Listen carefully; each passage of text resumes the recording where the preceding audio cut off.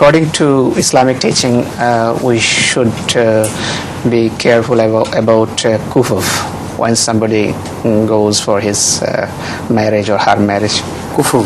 Yes, that's right. His question is, Huzur, race, nationality, or country, do these things come under this term? They do. All these can possibly become the factors of kufr.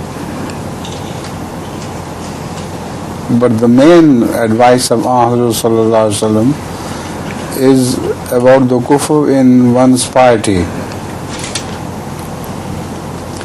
If a boy is pious, his kufr is a pious lady.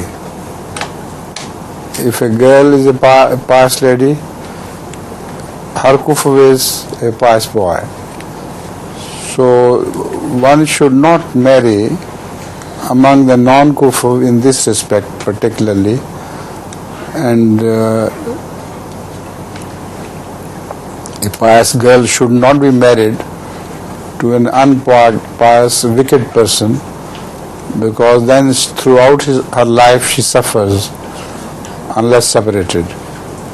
So this is a very important advice of Hazrat Sallallahu Alaihi Wasallam, which unfortunately is not carried nowadays, and that is why there are so many family problems.